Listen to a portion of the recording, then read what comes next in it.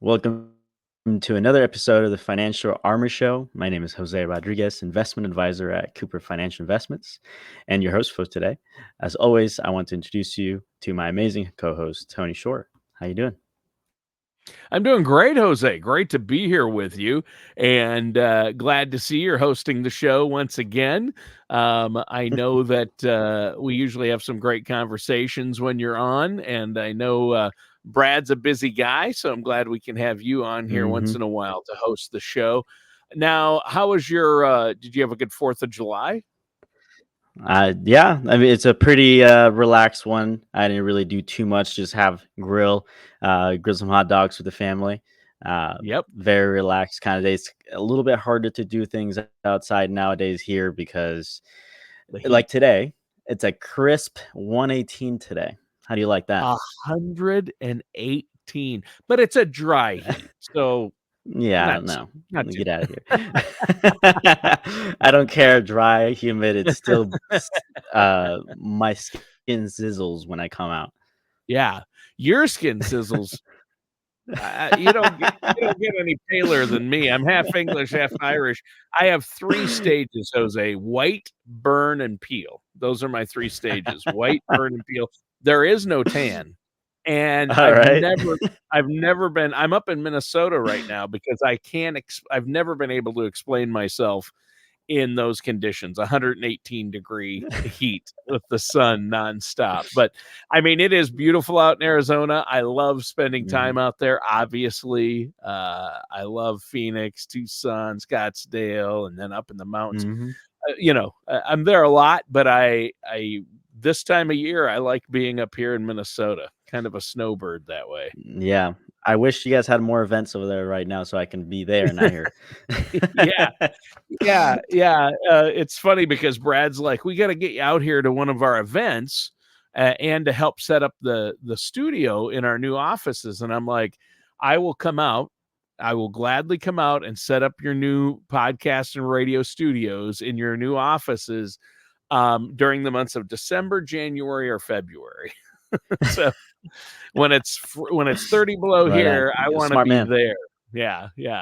And now's the time of Smart year to be man. here, although we've had so much rain this year. It's been flooding up here, but we haven't gotten the Mm, heat like the rest of the country.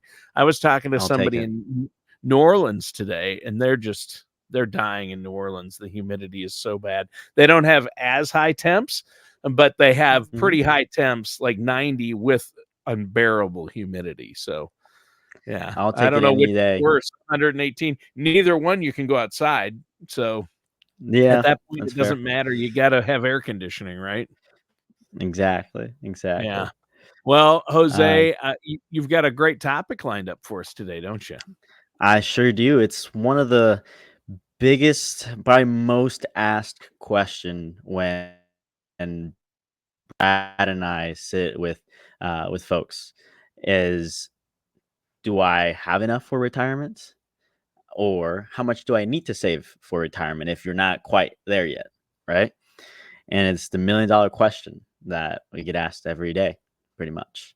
And although finding that specific number is not as cut and dry and the same for everybody, what I wanted to talk about today, after reading a couple articles and some studies, is what to consider, right? What are the things that you should be looking out for to get closer and kind of get an idea of what does that number look like for you, all right?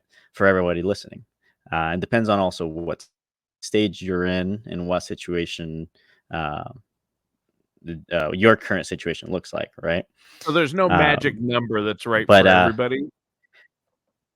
No, no, I wish there was. Otherwise, if there was and there was just a perfect one size fits all, I'd probably be out of a job. Right. You would be. Yeah. you know? Yeah. Yeah. And that is the biggest, one of the biggest things that we do is figure out how each person's situation and affects what their actual income and overall assets, how much assets they actually need to retire, right?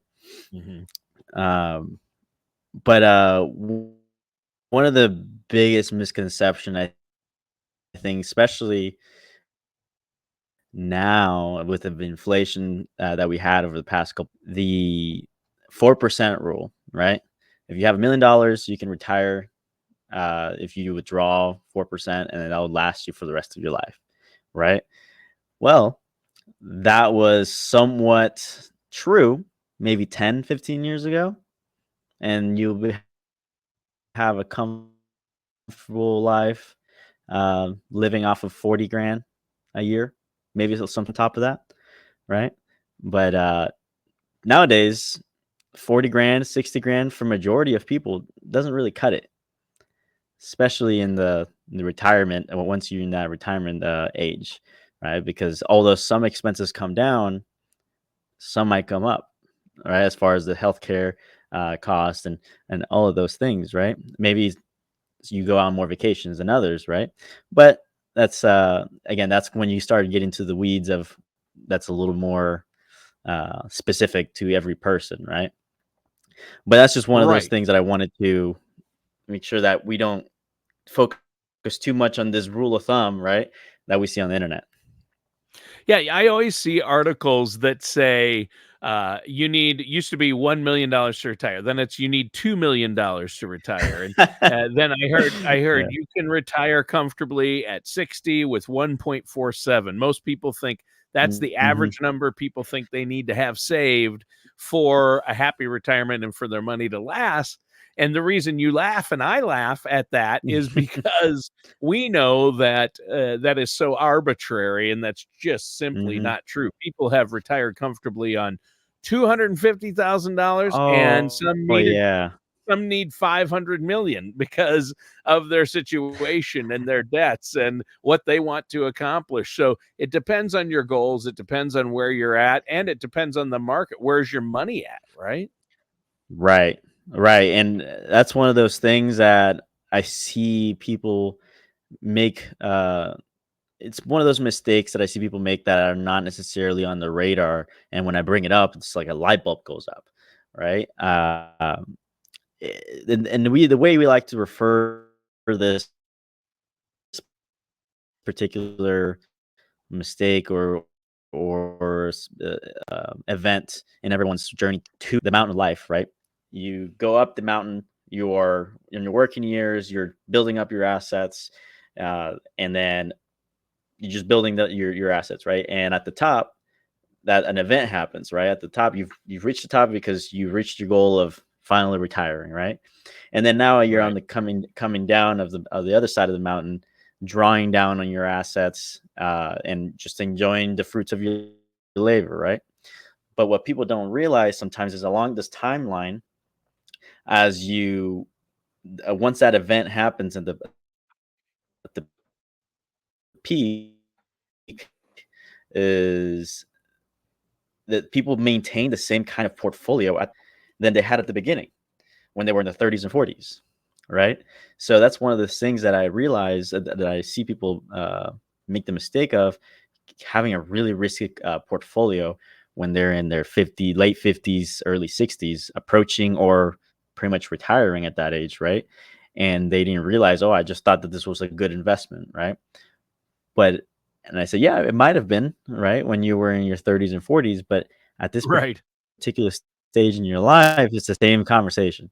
So this particular stage in your life, you can't afford the volatility, the ups and downs that this portfolio brings to you. So that's a risk conversation that we have with the clients a lot, for sure. Sure. Mhm. So do you have people come So to you, Jose, that say, "Hey, I want to retire at age 50, like really young, like 50, 55, 60. And I've saved up X amount, so I should be able to do it, or can I do it?" Do you have people that like to retire early and come to you? and the answer to that is always depends. and Sure. the way that the conversation usually starts when someone wants to either has a really uh high goal of retiring at 50, which is a fairly early age for I don't care who you are, right? Um, we always start with the conversation. Okay, what is your budget like? What kind of lifestyle do you want to have? And what is your picture perfect retirement looks like. Paint that picture for me. And then we started getting those details, and then we can actually get an idea of what amount that could really be.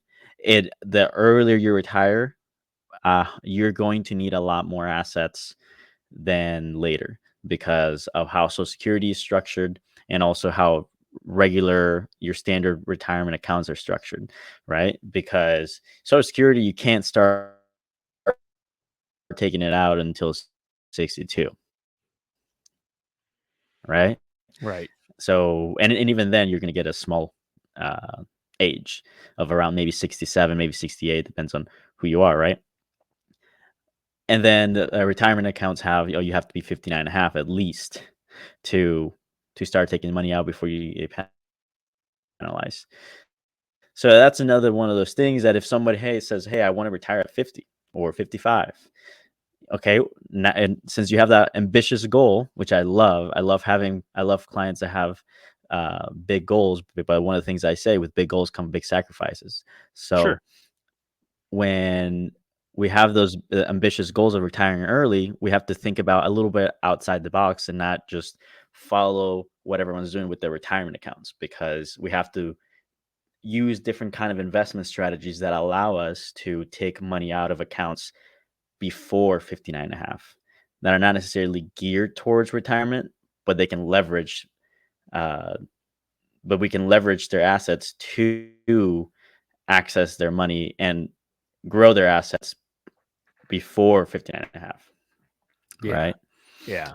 Yeah, that's So, huge, and you're right, that's a great point, the 59 and a half rule. mhm. There are some hurdles to retiring early, that's one. If you have traditional retirement accounts and employer-sponsored plans like 401k, 403b, traditional IRAs, you have to be 59 and a half before you can take that money out without huge penalty. Number 1, you're gonna have to pay taxes on it. Number 2, there's gonna be an additional 10% penalty on top of that. So you're going to lose a lot of money right there. Plus, Medicare doesn't start until 65, so you're on the hook Right, for health insurance too, right? right. And that kind of goes into some other strategies that some people might want to do. And a huge example of that is my mom. My mom just retired. She's 60 years old. And one of the things that she wanted to do, because she knows she's been working since she was, I think she said 9 years old. um, and she just doesn't see herself not doing anything during her retirement. Right, She that's actually tough. wants to eventually go out on vacations and things like that, but you can't go on vacation 365 days of the year, right? So No. one of the things that she's doing is she's gonna work part-time at Walmart, and Oh, very easy, nothing crazy about it. You just work your 20 hours a week, maybe folding some clothes, putting some cans away. It's not very demanding as far as, physically, which is very important um, for her.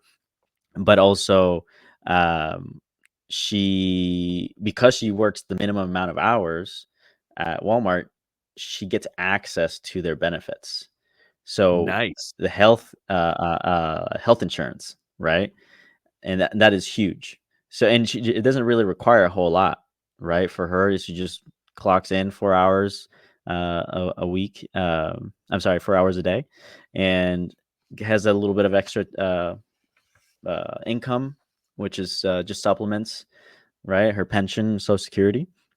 But maybe if you're someone listening that is in a similar situation, the amount, the effect that side job, or just part-time job that you could have during your retirement is huge, because the amount of income that you would otherwise have to get from I was looking at this article that you would need $240,000 to get $800 a month of income for the rest of your life.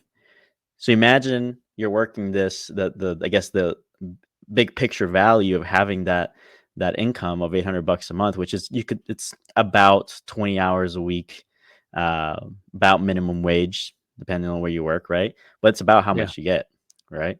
the amount of money you would need to have to get that similar income invested in the market and in an investment strategy, it would be around 240,000 for it to last you the rest of your life. So it's think about it that way when someone is thinking about, okay, how much do I have? Is it going to be enough? That little bit of income, even though doesn't sound like much, it overall it builds up Yeah, it for depends sure. on what else you have. If you have Social Security and you're a couple and you have a pension, or, it depends on where your money's coming from, how many sources you have, and how much you need. And those answers are different for everybody, right? So that's the Right. thing about creating income in retirement. So I think that's really understandable. So you can retire on less, but you need a plan in place. And I don't think you can do, whether you have Hmm. millions or you save up $250,000 or $240,000. Either way, you have to work with a financial professional like yourself, who does retirement planning and retirement income planning all the time. You're going through this process with people every day. Most of us are only going to go through the retirement process one time, and you're Yeah. a fiduciary. You're going to look out for their best interests. And I Hmm. think the biggest part of all this is avoiding financial pitfalls and big financial mistakes, right? Yeah, 100%. That's one of the biggest, I would say, one of the biggest things that we do, because at the end of the day, you can always, move things around and cut. You can build a specific plan in multiple different ways that somewhat gets you the similar goal of the income goal. But there's other little things that you might be that someone might be missing, since they're not self-evident, that we look out for every day. One of the Yeah. biggest things is Social Security filing. We have a Social Security team here that we leverage every single time. They know everything about that, and everything that it needs to know about Social Security, different kinds of filing, ways to file, when is it the best time to do that, and we do so by, we ask a client, oh, can I have your Social Security statement? And that has enough information for us to figure out, between us and our team, Social Security team, when is the best time to file and what kind of filing you need to do, right? And different tax strategies. Tax planning is huge during retirement. If you're just thinking of a rate of return, it's not enough.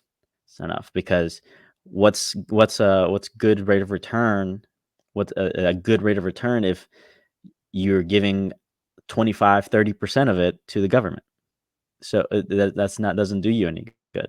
If there's a way that we can figure out for you to, with the help of our tax professionals, or with the help of a CPA, if you're already working with one, that's something we can figure out, as far as how much income can we get from our investments in a tax efficient way. That way, we're not wasting a lot of the rate of return to taxes. Yeah. Yeah, that makes perfect sense. So, obviously, you just said taxes do play a part in this planning too. You have to you have to account for taxes, right? Unfortunately. Of course. Yeah. Yes, unfortunately, that during retirement, it almost seems like the government is likes people through retirement, that they seem to be the victim of a lot of taxes, more than the people that are already working, and I see that every day, and that's one of the things that, on top of the Social Security types of filing, and when to take Social Security, or even how much money you should have for retirement, it all depends. It all does come down to taxes, because and your income that you're getting from pensions and things like that. For example, somebody that has a lot of pensions and Social Security, right, and for the most part are all covering, uh, I would say, 2/3 of their income needs. Um, but you have, and your assets are in a taxable account.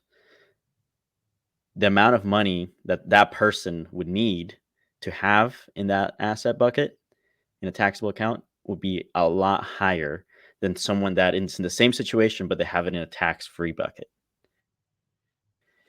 The amount of money that you would need to take out is a lot less on the tax-free bucket because you don't have to take out taxes, right? Right. That's one of those That makes things perfect that sense. we consider. And same scenario with as far as, okay, how much money do I need? Take one person that has, I just talked to somebody last week. Uh, they are, they served in the military for 35 years. They have a great pension and Social Security, and they built up a good chunk of money, right? But they don't really need the the bucket of money that they built over the years in their retirement, and they so in that case their magic, how much money do I need to retire, is zero because all of their money is coming from pensions, right?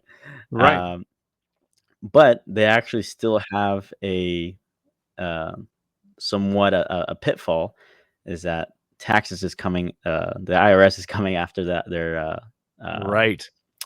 their Too much income. their TSP. Yeah, the TSP, the thrift Exactly. savings plan that Yeah, the that that TSP. yeah, federal employees have and military. Yeah. Yeah. It's all Right, and taxable. it's just a bunch. Right, right, and it's just one of the things that you just have to look out for it, and majority of the people, they don't know what they don't know, right? And that's why I think it's so important for people to work with us even before retirement, before you get to that age, 5, 10, 20 years, is very important to talk to a financial service professional to talk through, okay, what I need to look out for before you get there, right? And then once you're there, what are the mistakes that I need to avoid, that we've seen? We get exposed to a lot of these scenarios, so we see the mistakes that people make on a daily basis.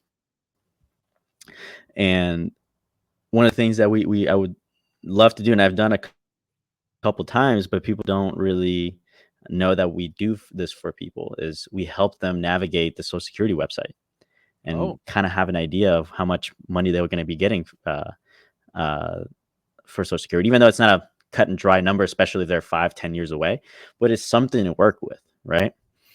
And then and then once you're during retirement, or right around that 62 age, we run those numbers and we figure out, okay, when is the best time to file and what kind of filing, right? And I was reading one of these articles, well, it's actually a study from one of my former employers.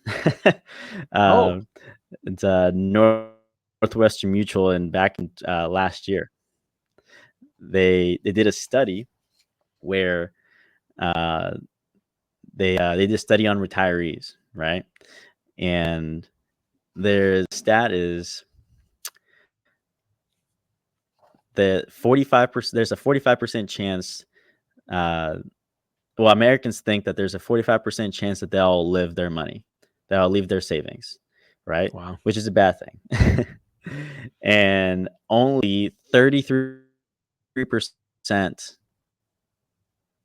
ever take measured at running out of money during Yeah. retirement Yeah. or That's not good.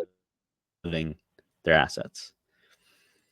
I think That's that's a crazy. very worrying, given the state of the economy, the inflation, where we're at today in the United States. Those numbers should be a little bit higher. People should be preparing a little better.